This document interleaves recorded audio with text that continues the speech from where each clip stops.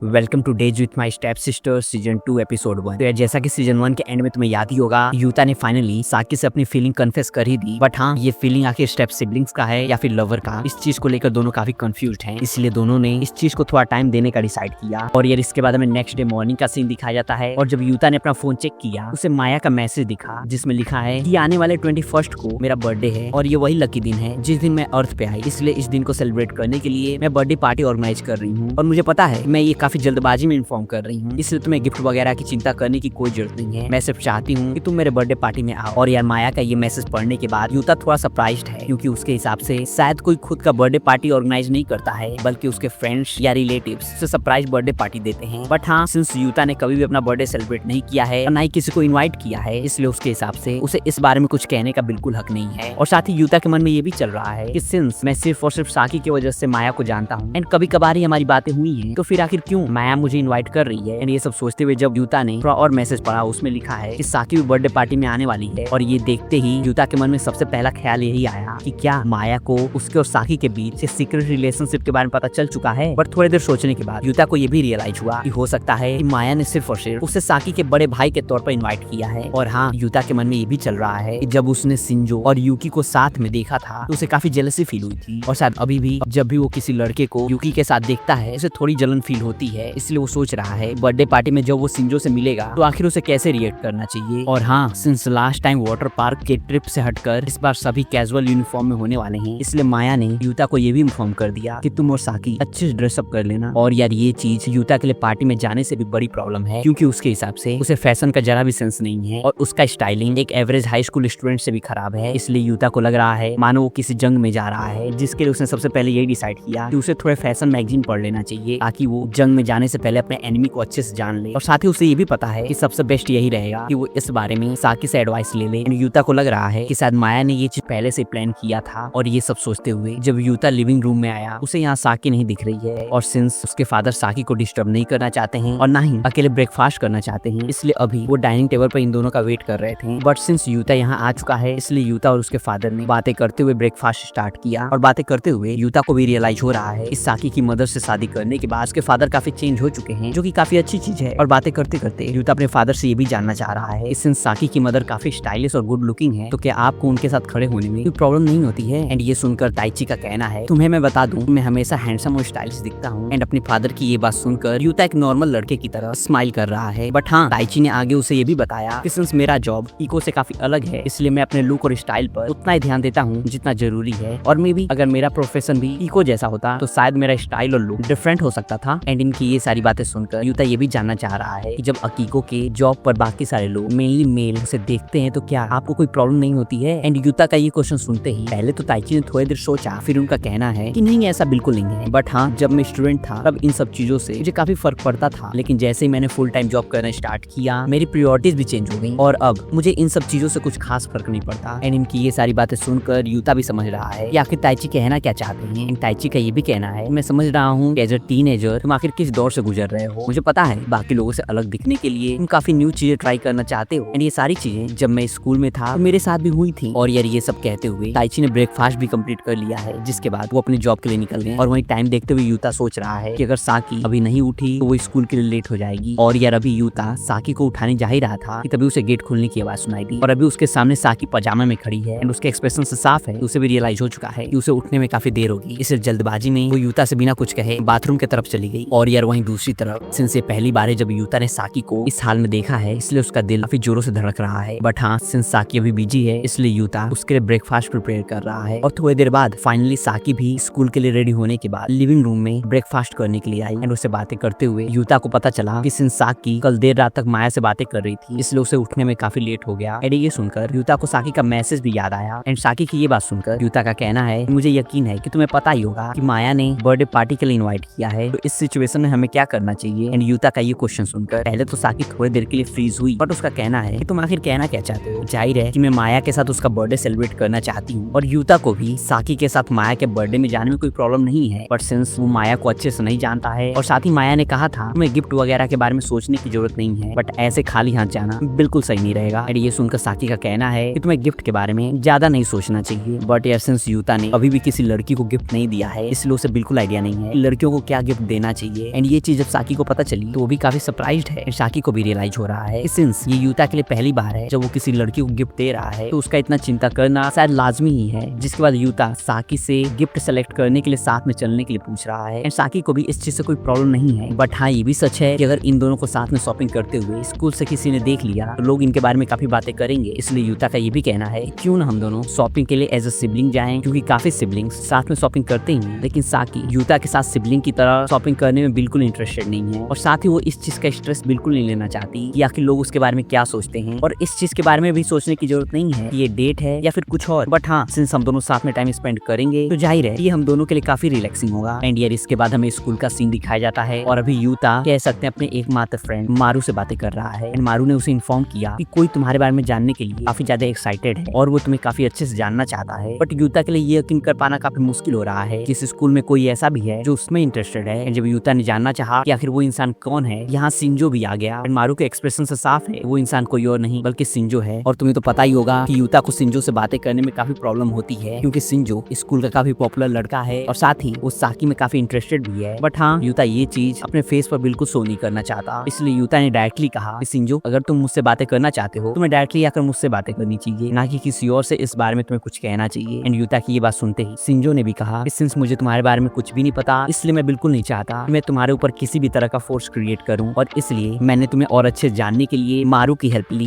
जिसके बाद यूता सिंजो से जानना चाह रहा है कि आखिर तुम किस बारे में बातें करना चाहते हो, पर सिंजो के हिसाब से उसे बिल्कुल नहीं पता कि आखिर इन दोनों को किस बारे में बात करनी चाहिए। जिसके बाद वो काफी स्लो वॉइस में मारू की तरफ देखते हुए यूता के ईयर्स में कह रहा है कि क्या तुम्हारे पास मेरे लिए कुछ मिनट्स हैं। और यार अब तक यूता को भी पता चल चुका है कि सिंजो मेनली साकी के बारे में ही बातें करना चाहता है और सिंस साकी और यूता का रिलेशन काफी सीक्रेट है इसलिए सिंजो हर एक चीज काफी लो वॉइस में कह रहा है। एंड उसके हिसाब से सिंस यूता और साकी अब सिबलिंग्स बन चुके हैं तो जाहिर है कि यूता को साकी के बारे में पूरे स्कूल में सबसे ज्यादा पता होगा। और भले ही यूता सिंजो के इस बात से एग्री कर रहा है बट स्टिल उसे भी मन ही मन पता है कि उसे साकी के बारे में ज्यादा कुछ नहीं पता है। और वहीं सिंजो ने ये भी क्लियर कर दिया वो यूता को इसलिए जानना चाहता है ताकि वो यूता के थ्रू साकी को और अच्छे समझ सके। एंड सिंजो की ये सारी बातें सुनकर मारू को भी समझ आ चुका है कि सिंजो साकी में काफी इंटरेस्टेड है। और वहीं सिंजो की ये सारी बातें सुनकर यूता का भी कहना है कि पूल पार्टी के बाद साकी को अप्रोच करने वाले लड़कों की नंबर बढ़ते ही जा रहे हैं। And as a big brother मैं बिल्कुल नहीं चाहूंगा कि कोई भी अजीब लड़का साकी के करीब आए। बट हाँ यूता की ये बात सुनकर सिंजो उसे समझा रहा है कि साकी के करीब जाने का मेरा कुछ भी गलत मोटिव नहीं है। एंड ये सब कहते हुए सिंजो थोड़ा पैनिक में है। बट हाँ यूता को सिंजो का डायरेक्ट नेचर काफी अच्छा लगा और उसे ये भी यकीन है कि अगर सिंजो का कोई गलत इरादा रहता तो शायद वो यूता से डायरेक्टली ये सब बातें करता ही नहीं। इसलिए यूता भी सिंजो की हेल्प करने के लिए एग्री हो गया। एंड इस चीज से सिंजो सच में काफी खुश है। बट हाँ सिंस यूता मेनली बिजी ही रहता है इसलिए अगर सिंजो उससे बातें करना चाहता है तो वो सिर्फ स्कूल में ही कर पाएगा। और हाँ सिंस सिंजो को देखकर ये साफ है कि उसे भी स्टाइल के बारे में काफी नॉलेज है इसलिए यूता स्टाइल वगैरह से रिलेटेड उससे कुछ टिप लेने का सोच रहा है। हालांकि जब से यूता को पता चला कि सिंजो साकी में इंटरेस्टेड है उसे थोड़ा तो अजीब लग रहा है। बट वहीं यूता का ये भी मानना है कि फैशन और सिंजो के फीलिंग इन दोनों का कुछ भी लेना देना नहीं है। एंड नाउ जब यूता ने सिंजो से पूछा कि मान लो अगर तुम्हें किसी लड़की के बर्थडे पार्टी में जाना हो तुम आखिर कैसे ड्रेसअप करोगे। एंड यूता का ये क्वेश्चन सुनने के बाद सिंजो थोड़ी देर के लिए सोच रहा है। एंड ये देखकर यूता को भी रियलाइज हो रहा है कि सिंजो उसके इस क्वेश्चन को काफी सीरियसली ले रहा है। एंड थोड़ी देर सोचने के बाद सिंजो ने जवाब दिया कि बर्थडे पार्टी के लिए मैं नए कपड़े खरीदने के बारे में तो नहीं सोचूंगा बट हाँ मेरे पास जो भी कपड़े हैं उसे बेस्ट वे में स्टाइल करूंगा। एंड सिंजो की इस बात से यूता के साथ साथ मारू भी एग्री कर रहा है। बट हाँ यूता ने बिल्कुल एक्सपेक्ट नहीं किया था मारू भी कुछ ऐसा कहेगा इसलिए यूता मारू से कह रहा है कि मुझे तुमसे बिल्कुल उम्मीद नहीं थी कि तुम कुछ ऐसा कहोगे। मुझे लगा था कि तुम सजेस्ट करोगे कि तुम नॉर्मल कपड़ों में भी अच्छे लगते हो। जिससे सुनकर मारू का कहना है कि ऐसा नहीं है कि मैं तुम्हें खुद को चेंज करने के लिए फोर्स कर रहा हूँ बट हाँ अगर तुम खुद पर ध्यान दोगे तो सामने वाले पर्सन को भी लगेगा कि तुम उसे वैल्यू देते हो। बट हाँ ये सब कहते हुए मारू ने अचानक से यूता से पूछा कि वैसे ये क्वेश्चन तुम आखिर क्यों पूछ रहे हो, क्या तुम्हें तुम्हारी सिंड्रेला मिल चुकी है और साथ ही तुम इतना खुश क्यों लग रहे हो। एंड अचानक से मारू का ये क्वेश्चन सुनकर यूता ने भी थोड़ा हिचकिचाहट के साथ कहा कि नहीं ऐसा कुछ भी नहीं है, मैं सिंपली बस इस चीज के बारे में जानना चाहता था। एंड इसके बाद बातें करते हुए सिंजो ने ये भी बताया कि यूता सच में तुमसे बात करके आज मैं काफी खुश हूँ क्योंकि शायद आज पहली बार है जब मैंने किसी से फैशन के बारे में बात की है। एंड ये चीज यूता के लिए काफी सरप्राइजिंग है क्योंकि उसके हिसाब से सिंजो काफी स्टाइलिश लड़का है बट फिर भी वो स्टाइल वगैरह के बारे में ज्यादा नहीं सोचता। एंड उसके ये कहने के बाद सिंजो ने बताया कि मैं जो भी कपड़े पहनता हूँ वो सारे मेनली मेरी छोटी बहन के चॉइस के होते हैं, शायद इसीलिए मुझे फैशन वगैरह के बारे में ज्यादा सोचने की जरूरत नहीं पड़ती है। एंड एट द एंड मुझे एक फीमेल ओपिनियन भी मिल जाता है। और सिंजो ने यूता को ये भी सजेस्ट किया कि तुम भी साकी से फैशन टिप्स ले सकते हो। बट मारू उसे समझा रहा है कि यूता और साकी मेनली भाई बहन नहीं मानो क्लासमेट्स की तरह हैं, इसलिए अभी तक इन दोनों के बीच इतनी क्लोजनेस नहीं आई है। और यार अभी ये तीनों फैशन से रिलेटेड बातें कर ही रहे थे कि लंच ब्रेक भी खत्म हो गया, जिसके बाद जल्दबाजी में सिंजो अपना फोन नंबर यूता को देने के बाद अपने क्लासरूम में चला गया। और यार यूता ने बिल्कुल एक्सपेक्ट नहीं किया था कि सिंजो से बातें करके उसे इतना अच्छा लगेगा और साथ ही वो अपने अपने फैशन को चेंज भी कर पाएगा। एंड यार इसके बाद में नेक्स्ट सीन में दिखाया जाता है यूता स्कूल के बाद डायरेक्टली अपने पार्ट टाइम जॉब पर आया है, जहाँ आज उसकी शिफ्ट सियोरी और साकी के साथ है। और यार सिंस साकी अभी इस जॉब में काफी न्यू है, इसलिए अभी भी उसे काफी प्रॉब्लम फेस करना पड़ रहा है। और हाँ, आज साकी को पेमेंट काउंटर की रिस्पॉन्सिबिलिटी मिली है, जो कि उसे जरा भी पसंद नहीं है, बट स्टिल खुद को इम्प्रूव करने की साकी काफी कोशिश कर रही है। एंड नाउ जहाँ सियोरी और साकी दोनों अब कैश रजिस्टर एरिया में हैं, वहीं यूता को बुक्स अरेंज करते टाइम एक फैशन मैगजीन मिला। और वैसे तो आज से पहले कई बार यूता को फैशन मैगजीन मिली है, लेकिन आज से पहले कभी भी उसने इन मैगजीन्स को इतने ध्यान से नहीं पढ़ा है। एंड इस मैगजीन को पढ़ने के बाद उसे रियलाइज हो रहा है कि अभी करेंटली मैन में किस टाइप का फैशन ट्रेंडिंग पर है। एंड ये सब चीजें एनालाइज करने के बाद यूता को ये भी लग रहा है कि फैशन मैगजीन से नॉलेज लेना सही तो है, बट उसे एक बार फीमेल ओपिनियन भी ले लेना चाहिए। एंड ये सब सोचते हुए जब यूता वापस कैश काउंटर की तरफ आया, उसने देखा कि सियोरी पूरी तरह से अकेली है और वहीं साकी किसी और काम में बिजी है। इसलिए यूता को लग रहा है कि फैशन के बारे में सियोरी से बात करने का और उसे ओपिनियन लेने का ये सबसे बेस्ट टाइम है। और यूता को देखकर सियोरी उससे जानना चाह रही है कि आखिर तुम सोए हुए फ्रॉग जैसे क्यों दिख रहे हो। और साथ ही सियोरी एक फ्रॉग की तरह अपना फेस एक्सप्रेशन चेंज करके ये चीज यूता से कह रही है, बट सिंस यूता किसी भी तरह का मिसअंडरस्टैंडिंग क्रिएट करना नहीं चाहता, इसलिए उसने डायरेक्टली सियोरी की इस बात को इग्नोर करते हुए कहा, इमेजिन करो कि तुम्हारा बॉयफ्रेंड है और तुम दोनों डेट पर जा रहे हो। एंड यूता की ये बात सुनते ही सियोरी मुस्कुराने लगी, जिसे देखकर यूता को बिल्कुल नहीं समझ आ रहा है कि सियोरी आखिर मुस्कुरा क्यों रही है। बट स्टिल उसने इस बारे में बिना कुछ सोचे अपनी बात कंटिन्यू की कि अगर तुम्हारा बॉयफ्रेंड होगा तो तुम चाहोगी कि वो अच्छे से ड्रेसअप करे, है ना। एंड यूता का ये क्वेश्चन सुनने के बाद सियोरी ने थोड़ी देर सोचा, फिर कहा कि अगर वो खुद को ज्यादा ड्रेसअप करेगा तो शायद उससे मेरे ऊपर प्रेशर क्रिएट हो और शायद मैं मेंटली एग्जॉस्ट भी हो जाऊं, इसलिए मुझे नहीं लगता कि उसे खुद को ज्यादा ड्रेसअप करना चाहिए। और वैसे भी मेरे लिए इतना ही काफी रहेगा, वो मुझे खुश करने की अपनी पूरी कोशिश कर रहा है। एंड सियोरी की ये बात सुनते ही यूता को याद आया कि सुबह मारू ने भी कुछ ऐसा ही कहा था कि ड्रेसअप करने से ज्यादा इंपॉर्टेंट अपने पार्टनर की तरफ केयर शो करना जरूरी है। और थोड़ी देर और बातें करने के बाद और सियोरी से उसका ओपिनियन जानने के बाद यूता ने हर एक चीज के लिए सियोरी को थैंक यू कहा। और हाँ, जब सियोरी ने कहा था कि जब लड़के किसी और के लिए मेहनत करते हैं वो सच में काफी क्यूट लगते हैं, ये सुनने के बाद यूता का कहना है कि शायद लड़कों को क्यूट वर्ड पसंद नहीं है, बट सियोरी का मानना है कि हर एक वर्ड मीनिंग होल्ड करता है, डिपेंडिंग कि किस कॉन्टेक्स्ट में बोला जा रहा है या फिर किस इमोशन के साथ। और अब यूता ये भी जानना चाह रहा है कि सियोरी के हिसाब से क्यूट का आखिर मीनिंग क्या है। और अभी सियोरी कुछ कहने ही वाली थी कि तभी यहाँ एक कस्टमर आ गया, बट कस्टमर से इंक्वायरी करने से पहले जल्दी से सियोरी ने यूता से कहा कि I love you lot you lucky guy. शायद क्यूट का यही मीनिंग है। और यार भले यूता के हिसाब से शायद ये सेंटेंस काफी एम्बैरेसिंग है, बट फिर भी सियोरी ने ये चीज बिना किसी एम्बैरेसमेंट के कहा है, जो कि यूता के लिए काफी इंप्रेसिंग है। एंड इसके बाद में नेक्स्ट सीन में दिखाया जाता है फाइनली यूता और साकी का पार्ट टाइम जॉब खत्म हो चुका है, इसलिए दोनों हमेशा की तरह साथ में घर जा रहे हैं। और यह सिंस आज का टेम्परेचर 9 डिग्री सेल्सियस है और साकी ने कोई ग्लव्स भी नहीं पहना है, इसलिए उसे हाथों में थोड़ा कोल्ड भी फील हो रहा है। और ये देखकर यूता के पूछने पर कि अगर तुम चाहो तो हम कन्वीनियंस स्टोर से तुम्हारे लिए ग्लव्स खरीद सकते हैं, साकी ने साफ इनकार कर दिया। जिसके बाद यूता के मन में चल रहा है कि अभी जो हमारा करंट रिलेशनशिप है इसमें अगर हम चाहें तो एक दूसरे का हाथ भी पकड़ सकते हैं, बट ये सब चीजें करना यूता के लिए काफी एम्बैरेसिंग है। और साथ ही उसके मन में ये भी चल रहा है कि शायद ये सारी चीजें लवर्स को करना चाहिए, ना कि स्टेप सिबलिंग्स को। और यूता के हिसाब से भी फिलहाल इनका रिलेशन किसी लवर का नहीं बल्कि स्टेप सिबलिंग्स का है, जो कि एक दूसरे का काफी केयर करते हैं। और ये सब सोचते हुए यूता ये भी जानना चाह रहा है कि उसके दिल में साकी के लिए रोमांटिक फीलिंग है या फिर सिबलिंग्स की फीलिंग। एंड इस क्वेश्चन का आंसर जानना यूता के लिए सच में काफी इंपॉर्टेंट है। और अभी यूता अपने इन ख्यालों में खोया ही था कि साकी ने अपना हैंड वार्म करने के लिए पॉकेट में रख लिया। एंड ये सब चीजें देखकर यूता ने इस कन्वर्सेशन के टॉपिक को चेंज करने के लिए साकी से कहा कि सिंस हम समर में मिले थे इसलिए अभी तुम्हें विंटर यूनिफॉर्म में देखकर मुझे काफी न्यू लग रहा है। एंड यूता की ये सारी बातें सुनकर साकी जानना चाह रही है कि क्या ये विंटर यूनिफॉर्म उस पर अजीब लग रहा है, बट यूता उसे समझा रहा है कि ऐसा बिल्कुल नहीं है, सच में ये यूनिफॉर्म उन पर काफी हद तक सूट करता है। बट साकी को यूता से अपनी इतनी तारीफ सुनकर वह अजीब तो लग रहा है, इसलिए उसका कहना है कि इतनी तारीफ करने से तुम्हें कुछ भी मिलने वाला नहीं है। एंड ये सुनकर यूता भी साकी को समझा रहा है कि उसका ऐसा कुछ भी इरादा नहीं है। जिसके बाद पूरे रास्ते मेनली ये दोनों शांत ही रहे। एंड यार इसके बाद हमें आधी रात का सीन दिखाया जाता है जहाँ साकी के मन में कल्चर फेस्टिवल के दिन यूता से किया हुआ प्रॉमिस चल रहा है, जहाँ उसने प्रॉमिस किया था कि ये दोनों कहीं घूमने जाएंगे जहाँ सिर्फ और सिर्फ ये दोनों ही हों। बट साकी को बिल्कुल समझ नहीं आ रहा है कि आखिर इन दोनों को कहाँ जाना चाहिए और आखिर कैसे ये यूता को इन्वाइट करे, और हाँ आखिर ये दोनों कहीं जाकर करेंगे क्या। बट इन सब चीजों से भी बड़ी प्रॉब्लम साकी को यूता का एटीट्यूड लग रहा है। और जब भी साकी उसके आसपास रहती है वो हमेशा एंग्जाइटी फील करती है और उसे लगता है कि कहीं यूता इस प्रॉमिस को भूल तो नहीं गया है। और ये चीज साकी को काफी परेशान कर रही है कि कहीं सिर्फ वही तो नहीं है जो कि इस प्रॉमिस के बारे में सोच रही है, एंड क्या पता यूता इस चीज को भूल गया हो। एंड ये सब सोचते हुए साकी इस चीज को लेकर भी काफी परेशान है कि अगर वो हमेशा इस प्रॉमिस के बारे में सोचेगी तो शायद अच्छे सो भी नहीं पाएगी। इसलिए वो खुद को समझा रही है कि अभी फिलहाल इस प्रॉमिस से ज्यादा इंपॉर्टेंट उसके लिए स्लीप है। और अभी साकी खुद को ये सब समझा ही रही थी कि तभी उसके फोन पर नोटिफिकेशन आया और वो सोच रही है कि आखिर इतनी रात को कौन परेशान कर रहा है। एंड ये मैसेज किसी और का नहीं बल्कि माया का है, जिसमें लिखा है कि मैं सो नहीं पा रही हूँ, प्लीज मेरी हेल्प करो। एंड बातें करने के बाद फाइनली पता चला कि किसी अजीब वीडियो को देखने के बाद माया काफी फालतू चीजें सोच रही है और काफी कॉन्स्पिरेसी थियरी स्टोरी बना रही है जिसकी वजह से वो बिल्कुल सो नहीं पा रही और अभी वो साकी से इन सब चीजों के बारे में बातें करने के लिए कह रही है। और सिंस इतना सारी स्टोरी टाइप करते करते माया की उंगलियां भी काफी दर्द हो रही हैं, इसलिए उसने साकी से कॉल करने के लिए पूछा। और सिंस साकी को भी माया से किसी चीज के बारे में बातें करना है, इसलिए वो भी अभी आधी रात को कॉल के लिए एग्री हो गई। और कॉल करने के बाद माया सबसे पहले यही जानना चाह रही है कि साकी, कि तुम किसी चीज के बारे में मुझसे बातें करना चाहती हो। और जब साकी ने इस चीज से मना किया, माया का कहना है कि मैं तुम्हें जितना जानती हूँ, अगर तुम्हें मुझसे कुछ बात नहीं करना होता तो तुम इतनी रात को कॉल करने के लिए एग्री बिल्कुल नहीं करती। और सिंस साकी समझ चुकी है इस चीज में माया से जीत पाना बिल्कुल पॉसिबल नहीं है, इसलिए उसने इस चीज को एक्सेप्ट भी कर लिया। और उसका कहना है कि अच्छा मान लो कि तुम कहीं इस रैंडम बॉय के साथ जा रही हो, तो आखिर तुम उस लड़के को कैसे इनवाइट करोगी। और ये सुनते ही माया का सबसे पहला क्वेश्चन यही था, तो क्या इसका मतलब है तुम यूता को कहीं जाने के लिए इनवाइट करने वाली हो। और सिंस साकी ने अभी तक यूता का नाम भी नहीं लिया, इसलिए माया की ये बात सुनकर वो सच में काफी सरप्राइज्ड है। और उसका कहना है कि मैंने तो यूता का नाम ही नहीं लिया। जिसके बाद माया साकी को समझा रही है कि मुझे पता है तुम किसी भी रैंडम इंसान के बारे में इतना बिल्कुल नहीं सोचोगी, और सिंस शिंजो ने भी तुम्हें काफी टाइम पहले प्रपोज किया था एंड तुमने उसे रिजेक्ट भी कर दिया, तो जाहिर है कि ये लड़का कोई और नहीं बल्कि यूता ही है। एंड माया का ये सारा डिबेट सुनकर साकी का कहना है इससे पहले कि तुम कुछ अजीब सोचो, चलो मान लेते हैं कि ये लड़का यूता ही है, बट हाँ मैं तुम्हें ये क्लियर कर दूं कि हमारा साथ में कहीं जाने का कोई बेकार इंटेंशन नहीं है। और ये सुनकर माया के टोन से साफ है कि वो साकी के इन बातों में फंसने वाली बिल्कुल नहीं है। बट हाँ, बिना कुछ एज्यूम किए माया ने साकी से कहा कि अगर तुम्हें किसी को इनवाइट करना है तो उसके पीछे कोई रीजन होना चाहिए, और अगर रीजन नहीं है तो शायद वो इंसान तुम्हें गलत समझे एंड मे बी रिजेक्ट भी कर दे। और मुझे पता है तुम रिजेक्ट बिल्कुल नहीं होना चाहती है ना। एंड माया की ये बात सुनकर साकी के मन में फिर से यही चल रहा है कि फेस्टिवल के बाद यूता ने कभी भी अपने इस प्रॉमिस के बारे में कुछ कहा ही नहीं, तो क्या पता यूता मेरे साथ कहीं बाहर जाना ही नहीं चाहता हो, और अगर उसने मुझे रिजेक्ट कर दिया तो फिर मैं क्या करूंगी। और अभी साकी ये सब सोच ही रही थी कि माया ने उसे सजेस्ट किया, सिंस अभी कुछ दिनों में मैं अपना बर्थडे सेलिब्रेट करने वाली हूँ, तो तुम मेरे लिए गिफ्ट के बहाने यूता को अपने साथ कहीं बाहर जाने के इनवाइट कर सकती हो। और हाँ, माया ने ये भी बताया कि उसने शुरू से इस चीज को प्लान किया था कि वो अपने बर्थडे पार्टी में सिर्फ और सिर्फ साकी और यूता को इनवाइट करेगी ताकि इन दोनों को पर्सनल स्पेस मिल सके। और हाँ, साकी के पूछने पर माया ने उसे ये भी क्लियर किया कि इस बर्थडे पार्टी को होल्ड करने के पीछे का मेरा इंटेंशन कुछ खास नहीं, बल्कि सिर्फ और सिर्फ तुम्हारे और यूता के बीच प्यार बढ़ाना था। एंड ये सुनकर साकी उसे समझा रही है जैसा तुम सोच रही हो हम दोनों के बीच वैसा कुछ भी नहीं है। एंड सिंस बातें करते करते रात के 2 बज चुके हैं, इसलिए साकी सोच रही है कि क्या वो सुबह जल्दी उठ पाएगी। उसने माया को ये भी बताया कि वो हमेशा मेनली यूता से पहले ही उठती है ताकि वो ब्रेकफास्ट वगैरह प्रिपेयर कर सके। बट माया उसे समझा रही है कि तुम्हें कभी कभार देर से उठना चाहिए और अपनी थोड़ी कमियां भी दिखानी चाहिए, और मुझे गारंटीड है कि ये चीज यूता को काफी क्यूट भी लगेगा। और हाँ, बर्थडे पार्टी के लिए तुम खुद को काफी अच्छे ड्रेसअप भी कर लेना, और इससे तुम 2 दिन लगातार डेट एंजॉय कर पाओगी। और ऐसी छोटी छोटी चीजें लड़कों को सच में काफी क्यूट लगता है। और सिंस काफी रात हो चुकी है, इसलिए गुड नाइट कहने के बाद माया ने जो कुछ भी कहा साकी के दिमाग में अभी वही चल रहा है। और हाँ, भले ही साकी माया की बात मानकर देर तक बिल्कुल सोने वाली नहीं थी, बट अनजाने में सही वो काफी देर तक सो गई। और उससे भी अजीब, उसे सबसे पहले यूता ही दिख गया। और सिंस इस टाइम साकी ने पजामा पहना था और साथ ही उसके हेयर भी काफी मेसी थे, इसलिए सारी चीजें साकी के लिए काफी एम्बैरेसिंग हो गई। और वो सोच रही है कि आखिर मैं कैसे इतना केयरलेस हो सकती हूँ। और यार तुम्हें ये तो याद ही होगा, ब्रेकफास्ट करते टाइम यूता ने साकी से माया के बर्थडे के बारे में बातें करना स्टार्ट कर दिया था। ये सारी चीजें सुनकर साकी का दिल सच में काफी जोर से धड़क रहा है और वो बिल्कुल फोकस नहीं कर पा रही है। बट हाँ, सिंस यूता भी माया के बर्थडे के बारे में बातें कर रहा है, इसलिए साकी ने अपनी पूरी करेज इकट्ठा कर